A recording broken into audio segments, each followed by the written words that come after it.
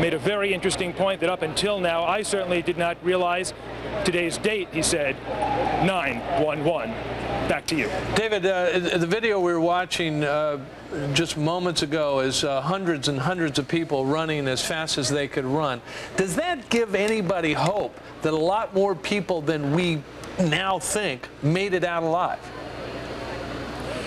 I don't think so, John. I think it's certainly very dramatic tape, and I think it shows that there was a lot of panic, but I have reason to believe that a great many firemen and policemen are trapped in that rubble. They arrived at the building to try and help people who were inside, and when the buildings collapsed, it is believed a great number of New York's finest and bravest died at the scene.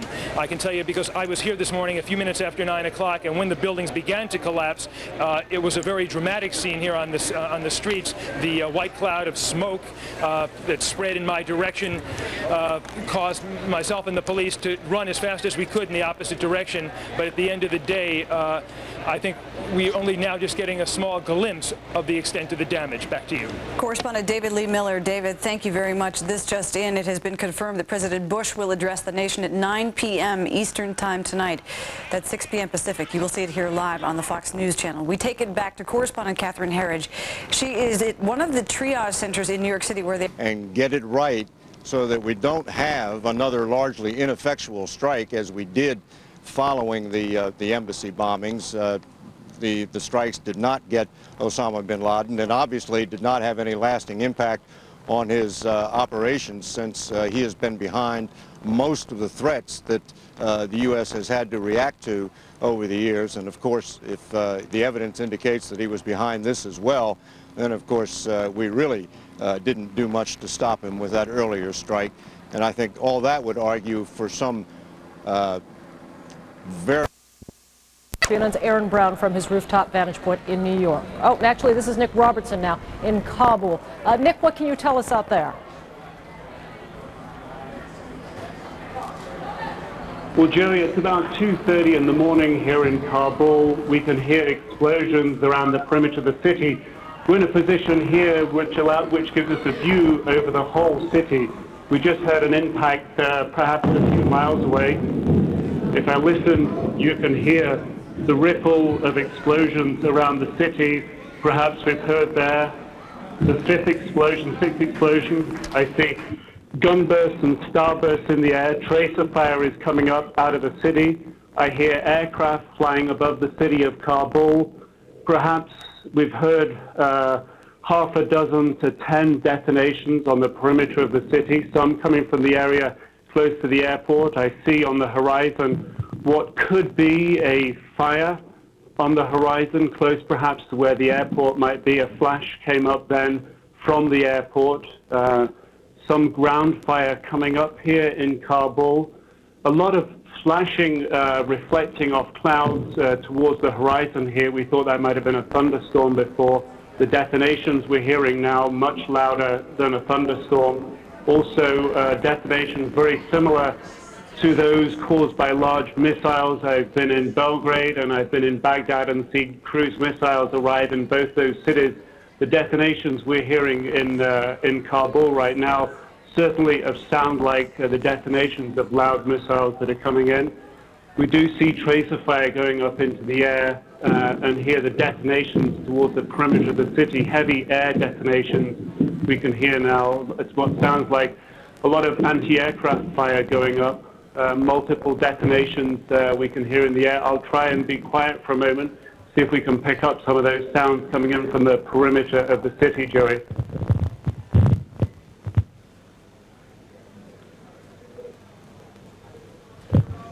Very quiet at this particular moment.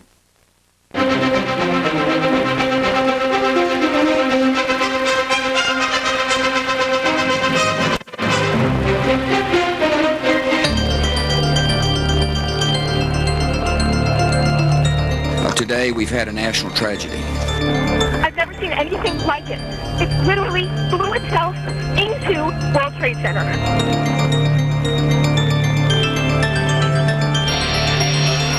Just a short time ago, saw the tail end of a large airliner plunge into the Pentagon. I was in the building because I'm worried for her safety.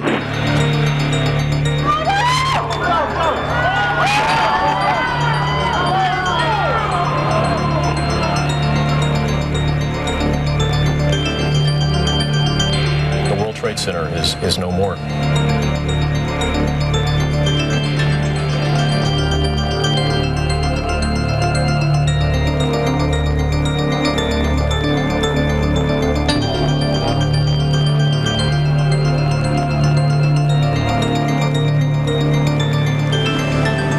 This is a live picture at the column of smoke and ash still billowing up from the lower Manhattan area of New York over the skyline, which will now be forever changed as terrorists today crashed two hijacked jetliners into the World Trade Center and brought down the twin 110-story towers.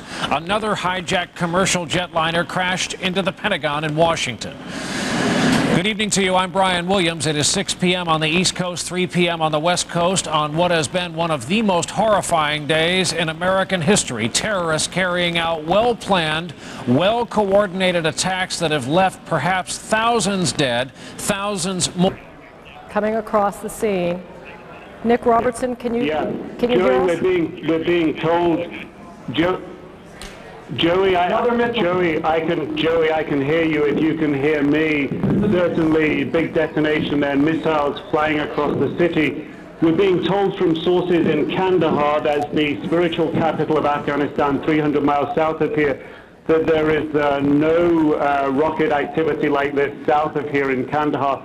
Certainly in Kabul, very, very active at this stage. Multiple detonations. It is nighttime here. It is dark. It is difficult to get an accurate fix on exactly what we're seeing and exactly what we're hearing. Certainly the sound, what appears to be the sound of large missiles incoming and landing in the city. Certainly a big fire on the horizon of the city at the moment. And certainly anti-aircraft fire coming up from the city and rockets being launched and flying across the horizon of the city. Rockets perhaps burning with a white glow coming from their tails rather than a yellow glow. The fire on the horizon that we can see from here burning furiously now.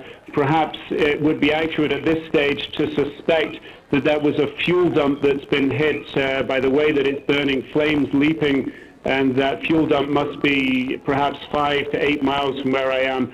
Flames leaping up from that fuel dump now leaping up right into the air. It was a low-burning fire before, but it's now really increased in its ferocity, perhaps indicating that it is a fuel dump. Looking across a hotel that overlooks the whole of the city of Kabul, that is in a basin surrounded by mountains. The whole city is laid out in front of us. The gunfire that was coming up from the city seems to have subsided for now. We're not hearing any more detonations at this moment. And as I say, the fire on the horizon really burning furiously at this time, flames leaping way up in the air this moment. Joey? Nick, if you can talk to us a little bit about your circumstance. It is 6 o'clock in the evening here in Atlanta. It must be quite late at night there in Kabul. Indeed, 2:30 in the morning here, Joey. We're eight and a half hours ahead of East Coast time in the United States. And it was about 5 hours ago that the Foreign Minister of Afghanistan, Ahmed Mutawakil, briefed journalists.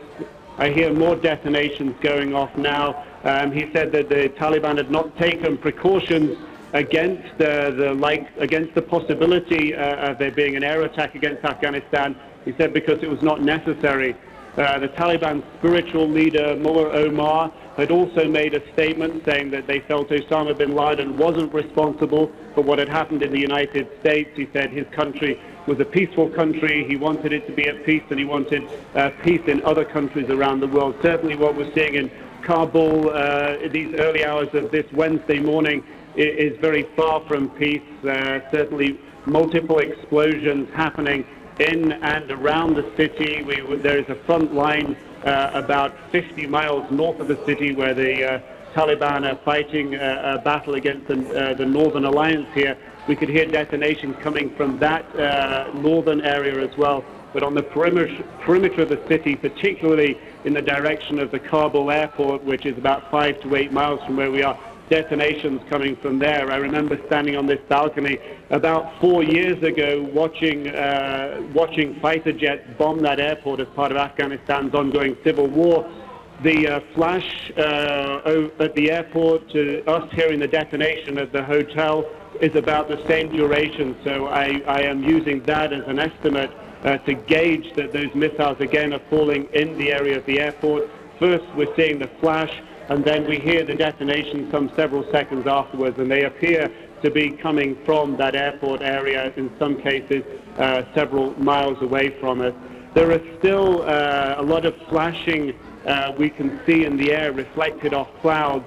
That could be thunder and lightning. However, there's a possibility that those reflections are missiles landing elsewhere. The flashes as they explode and reflecting off the clouds. But it's not a good indication. We certainly don't hear any detonations coming from that particular direction at this time. The anti-aircraft fire that we were seeing a little while ago is not coming up from the city.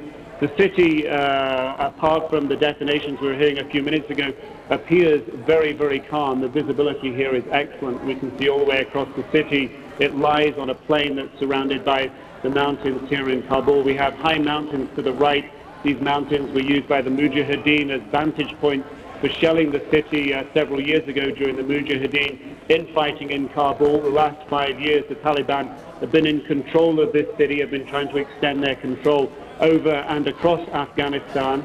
And the Foreign Minister this evening telling journalists and CNN that he didn't believe that Afghanistan would be attacked. He said if Afghanistan was attacked, then they would call it, the Taliban would call it an act of state-sponsored terrorism, Joey. All right, that is CNN's Nick Robertson. Again, please keep the line open to us. Nick Robertson there in Kabul, Afghanistan. For our viewers who are watching this with us on the air, again, we're getting this from video phone technology. You're seeing this exclusively on CNN. It is a very new technology, and so you could tell from the audio line it is not as clear as our typical TV feed, and the visuals obviously are not as clear, but you are looking at the city of Kabul in Afghanistan. This is the seat of the Taliban government there, not its spiritual center, but its government center in any case. You are seeing in just about the last 10 minutes, we have been hearing these reports from CNN correspondent Nick Robertson on the ground in Kabul of an explosion. You see on the right side of your screen about a third of the way over the flames of fire. They were quite large just a short time ago, seem to have simmered down, but again, we're just not seeing very much of this because it's the video phone. Again, Nick Robertson saying that they had seen tracers going up as well. They have been listening and hearing the possibility of additional explosions elsewhere. They're trying to follow that, but it's a little bit hard to tell. Again, it is 2:30 in the morning in Kabul, and Nick Robertson continues to watch there. Now let's turn to Judy Woodruff for us in Washington. Judy. Joey, we are in the studio in Washington, but of course riveted to these pictures coming out of Kabul, Afghanistan. With me in the studio watching former United States Defense Secretary William Cohen and Republican Senator Orrin Hatch of Utah.